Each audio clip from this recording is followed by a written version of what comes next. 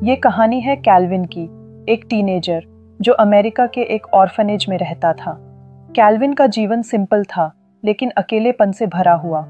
हर रोज वो अपने दोस्त मर्फ और रेज के साथ ऑर्फनेज के सामने बास्केटबॉल खेलता था। एक दिन ऑक्स नाम का एक बुली कैल्विन के पास आया और उसे बास्केटबॉल मैच के लिए चैलेंज किया। कैल्विन ने बहुत कोशिश की, लेकिन हाइट और स्किल की कमी के कारण वो ऑक्स से हार गया। हार की सजा के तौर पर उसे अपनी फेवरेट शर्ट ऑक्स को देनी हुई, जिसे उसने केवल कैल्विन को परेशान करने के लिए चीर दिया। फिर ऑर्फनेज के डायरेक्टर स्टैन ने सभी चिल्ड्रन को बास्केटबॉल मैच में कैंडी बेचने के लिए भेजा, ताकि वे अपना पॉकेट मनी कमा सकें। वहां कैल्विन की नज़र कोच पर गई। उसने सोचा कि कोच के पास तो बहुत पैसे होंगे, तो उससे सारा सामान बेच दूंगा। पहले तो कोच ने मना कर दिया, लेकिन जब उसे पता चला कि ये पैसे ऑर्फन चिल्ड्रन के लिए हैं, तो उसका दिल भर आया और उसने कैल्विन को मैच की 4 टिकट्स दे दी। अगले दिन ऑर्फनेज में कुछ कपल्स बच्चों को अडॉप्ट करने आए। कैल्विन को रियलाइज हुआ कि लोग हमेशा छोटे बच्चों को ही चूज करते हैं। उसकी उम्र के चिल्ड्रन को कोई नहीं चाहता। ये सोचकर वो बहुत उदास हो गया। उसी दिन ऑर्फनेज में डोनेटेड क्लोथ्स के बॉक्सेस आए। कैल्विन की नज़र क्लोथ्स के पाइल से अलग रखे वाइट शूज पर गिरी। नन ने बताया कि ये शूज शायद किसी फेमस बास्केटबॉल प्लेयर के हैं। जब कैल्विन ने अंदर देखा तो उन पर MJ लिखा था। कैल्विन समझ गया कि ये legendary basketball player Michael Jordan के शूज हैं। ये देखकर ऑक्स को बहुत जेलसी हुई। उसने शूज कैल्विन से छीन लिए और लेसेस बांधकर उन्हें एक वायर पर टांग दिया। रात को तेज बारिश के साथ बिजली गिरने लगी, लेकिन कैल्विन के माइंड में अभी भी उन शूज का ही ख्याल था। वो अपने दोस्तों मर्फ और रेज के साथ शूज को उतारने बाहर चला गया। वो एक ट्री पर ऊपर जाकर शूज तक पहुंचने की कोशिश कर रहा था कि अचानक पास के पोल पर आसमान से बिजली गिरी।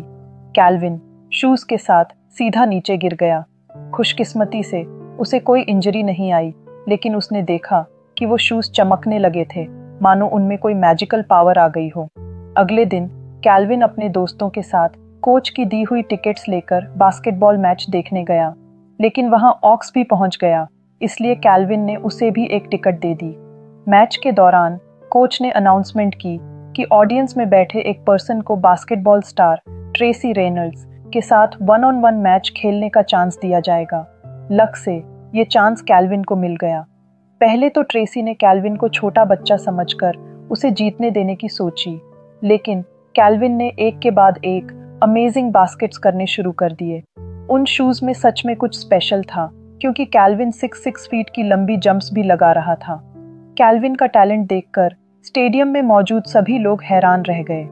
अगले दिन कुछ NBA टीम के ओनर्स स्टैन के पास आए कि वो कैल्विन को उनकी टीम की तरफ से खेलने की परमिशन दे दे।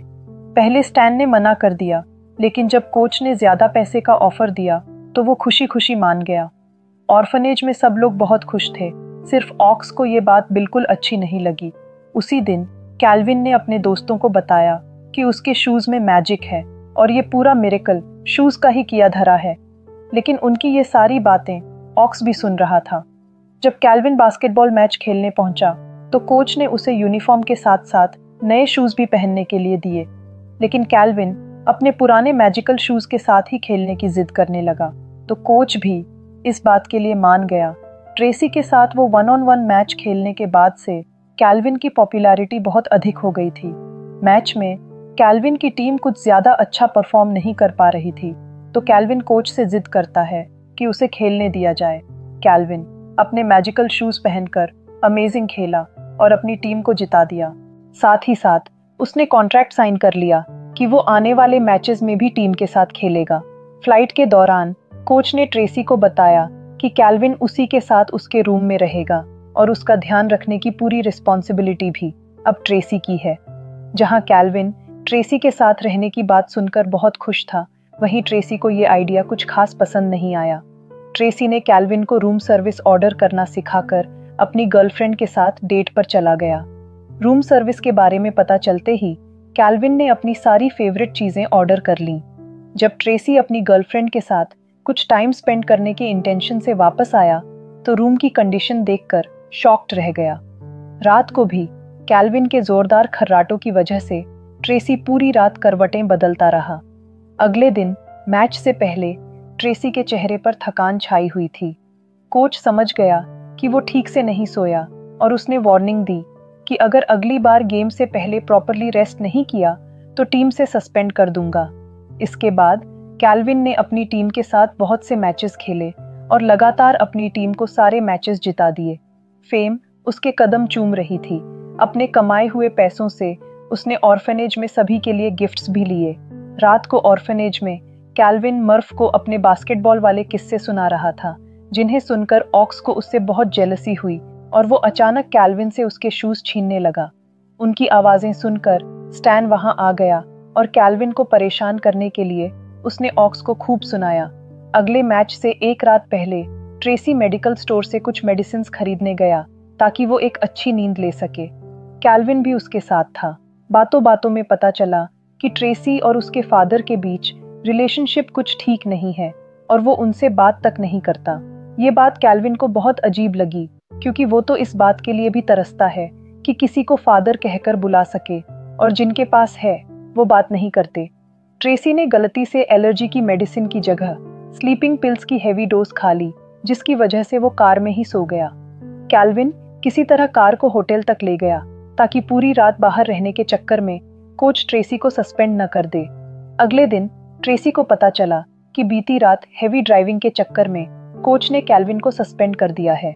ट्रेसी को बुरा लगा कि उसकी गलती की सजा उस इनोसेंट बच्चे को मिली।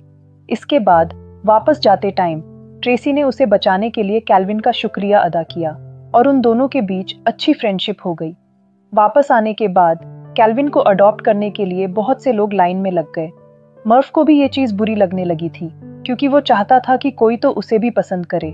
दूसरी तरफ स्टैन नहीं चाहता था कि कैल्विन को कोई भी अडॉप्ट करे, क्योंकि कैल्विन गया तो पैसे गए।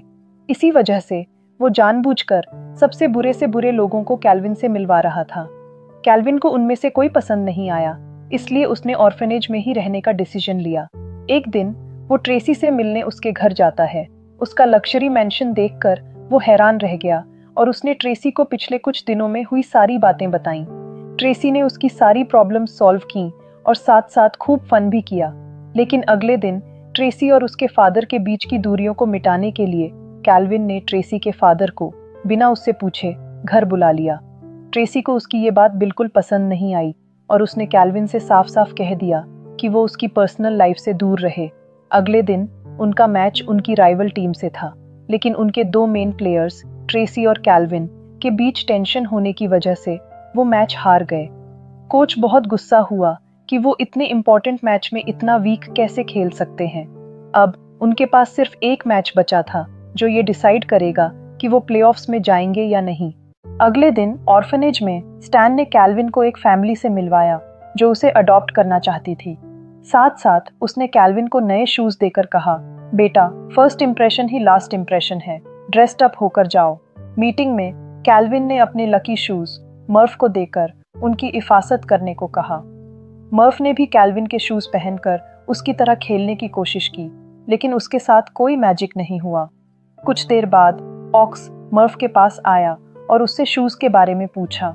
जब उसने बताने से मना कर दिया तो स्टैन ने उसकी मॉम की लास्ट फोटो के कॉर्नर को आग लगा दी। एक्चुअली स्टैन ने अगले मैच में अपोजिंग टीम पर बहुत सारे पैसे लगाए हुए थे और उसका प्लान ये था कि अगर कैल्विन के पास शूज नहीं होंगे तो वो वीक खेलकर अपनी टीम को हरवा देगा। दूसरी तरफ नई फैमिली के साथ कैल्विन की मीटिंग भी कुछ खास नहीं जा रही थी। मैच से पहले कैल्विन को मर्फ का फोन आया और वो उसे शूज के बारे में सब कुछ बता देता है। कैल्विन जल्दी से ऑर्फनेज पहुंचा और अपने दोस्तों के साथ मिलकर स्टैन को चेयर से बांध दिया। उन सब ने मिलकर उससे शूज के लोकेशन के बारे में पूछा। जब स्टैन ने बहुत बदतमीजी से ऑक्स को अपनी हेल्प करने के लिए कहा तो वो भी गुस्से में साइड बदलकर बच्चों के गैंग में आ गया। उन्होंने शूज खोज निकाले और जल्दी से स्टेडियम की ओर निकल गए। स्टैन ने किसी तरह खुद को फ्री किया और अपने साथियों को फोन करके कैल्विन को रोकने के लिए कहा। उन्होंने कोशिश तो बहुत की, लेकिन बच्चों को रोक नहीं पाए। लास्ट में स्टैन कैल्विन को रोकने के लिए स्टेडियम में उसके सामने आ गया। कैल्विन ने स्कूटर सीधा उसमें टकराया और वो जल्दी से अंदर चला गया। कैल्विन की टीम काफी पीछे चल रही थी। उसने मैच में आते ही बास्केट पर बास्केट करने शुरू कर दिए और जल्द ही स्कोर बराबरी पर आ गया। मगर मैच के दौरान कैल्विन के शूज फट गए और वो निराश होकर वहीं बैठ गया कि मैजिक शूज के बिना वो कुछ नहीं है। तब ट्रेसी ने उसके पास आकर उसे समझाया कि शूज से तो बस उसे कॉन्फिडेंस मिलता है, असली टैलेंट तो उसके अंदर है। उसकी बात सुनकर कैल्विन जोश से भर उठा और अपनी टीम को मैच जीतने में हेल्प की। मैच के बाद उसने डिसीजन लिया कि वो नॉर्मल बच्चों की तरह लाइफ बिताना चाहता है और कोच से कॉन्ट्रैक्ट रिन्यू न करने की बात करके वापस ऑर्फनेज चला गया। स्टैन के जाने के बाद वहाँ के कंडीशंस भी काफ़ी अच्छे हो चुके थे। एक दिन अचानक ट्रेसी ऑर्फनेज आया। उसने कैल्विन से कहा कि वो सोच रहा है एक बच्चा अडॉप्ट कर ले और क्या वो उसका बेटा बनकर उसके साथ रहना चाहेगा। कैल्विन झट से रेडी हो गया इस कंडीशन पर कि मर्फ भी उसके साथ जाएगा। फिर ट्रेसी ने उन दोनों को अडॉप्ट कर लिया। उनकी दोस्त रेज को भी एक दूसरी फैमिली ने अडॉप्ट कर लिया था। आखिर में हम कैल्विन, मर्फ और ट्रेसी को एक खुशहाल फैमिली की तरह एक दूसरे के साथ टाइम बिताते देखते हैं। हम सब सपने देखते हैं, आलीशान घर, शानदार करियर, कामयाबी की चमक, बिल्कुल कैल्विन की तरह। हम सब इन्हीं चीज़ों के पीछे भाग रहे हैं। हमें लगता है कि इन चीज़ों से हमें असली खुशी मिलेगी, अपनेपन का एहसास होगा। पर सच तो ये है कि इंसान सब कुछ पाकर भी अंदर से बिल्कुल खाली रह जाता है। असलियत में हर जीत के बाद भी कैल्विन अंदर से अकेला था, खाली था। वो स्टेडियम की चमकदार लाइट्स, वो क्राउड का शोर उसके अंदर के अंधेरे को, उस अकेलेपन को मिटा नहीं पा रहा था। कैल्विन ने अंत में वो जादुई जूते नहीं, एक परिवार चुना। उसने शोहरत नहीं, प्यार चुना, क्योंकि उसने महसूस किया कि असली जीत किसी ट्रॉफी में नहीं, बल्कि उस घर में है जिसे परिवार कहते हैं। असली जादू ये नहीं है कि आपके पास क्या है, बल्कि ये है कि आपके पास कौन है।